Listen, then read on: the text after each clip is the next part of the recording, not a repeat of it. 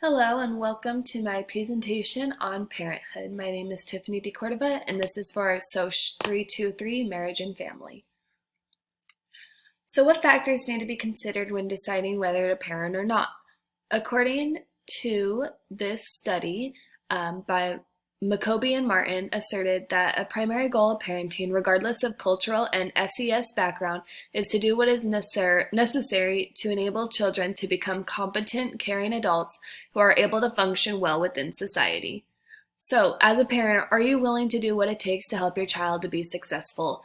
Children need time, love, encouragement, and reliable parents.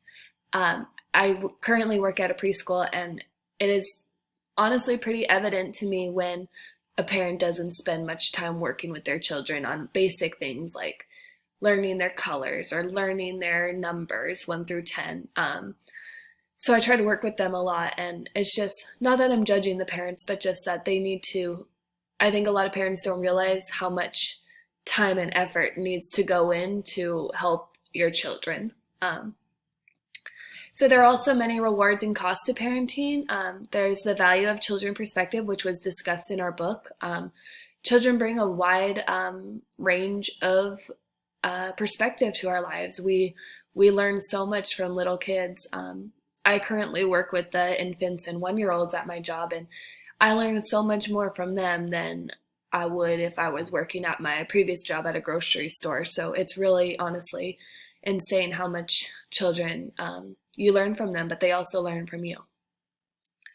Children are obviously very costly, and they will cost a lot of money over the years. In 2013, the cost for a middle-income family to raise a child to the age of 18 was $245,000, and that didn't even include college. So say that the average person makes $80,000 a year on a good salary, that's a lot of money. And that's not including house payments, mortgages, car payments, groceries, day-to-day things, Are you a stable couple? Because children can bring unhappiness to a couple. If a couple has a baby unplanned and then that baby comes in, is that couple going to stay together? Or is that child going to be the reason that they don't work out or that they're unhappy? Are they only staying together because of the child?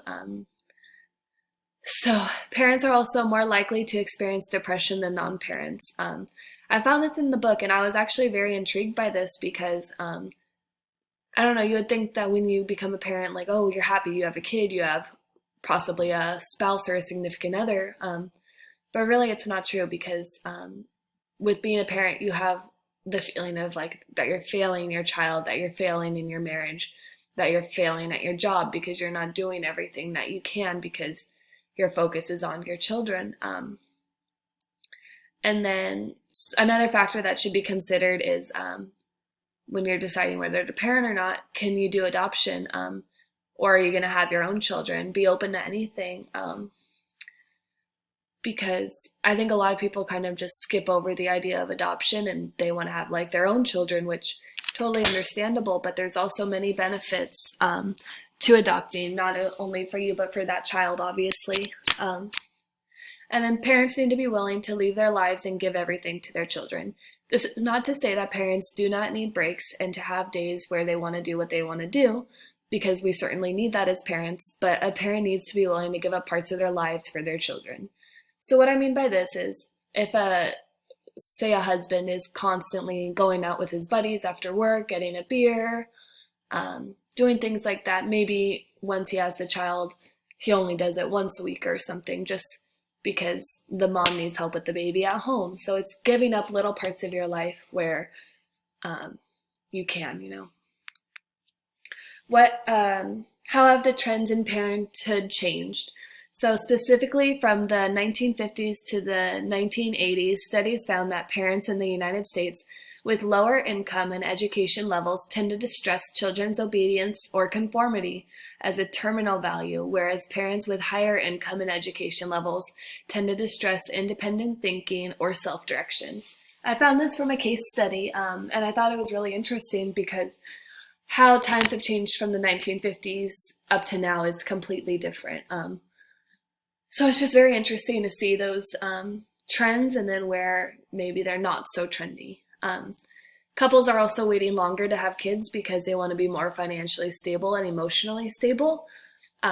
Before taking this course, I didn't really think that was true because a lot of my friends, I'm only 21, but a lot of my friends are getting married and potentially getting ready to have kids.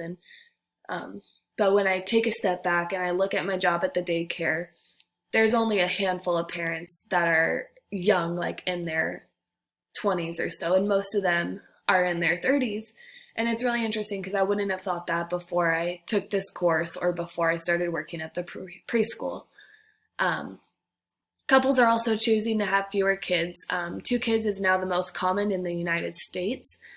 Back in the day, mothers used to just knock out children like it was nothing, honestly. And now people are tending to have lower amounts of children. And then lastly, a common one, spanking is no longer accepted in much of our society, whereas 20 years ago it was a norm. So nowadays, if a neighbor hears you spanking your child, they could call child abuse hotline and it would become a serious issue. Whereas 20 years ago when I was, well, not when I was 1 year old, but when I was maybe like 4 or 5, I used to get spanked and that was normal in that society. So things really have changed over time. What are some advantages to parenting in the 21st century? Parents have higher levels of education, so that can help with income, but many parents also have a wider sense of knowledge about child development and how to raise a child. Fathers are also much more involved than they were in the past, both physically and emotionally. Back in the day, I know a lot of fathers were known as the workers and the money makers, and now that in a lot of houses that role has switched where the father stays at home and the mother goes to work. There's also less child abuse because society is more aware of it and are willing to call it in when they think behavior is suspicious, which is honestly awesome, I think. Back in the day, which I know I said that a lot, but back in the day, a lot of families wouldn't call it in, wouldn't even suspect that it was child abuse. So I think now a lot more children are safe. The internet can also be a useful tool in helping parents to figure out how to handle a situation. My sister was pregnant with my niece in 2016, and she learned so much about her pregnancy and what to expect after birth through all the blogs, websites, and apps on her phone.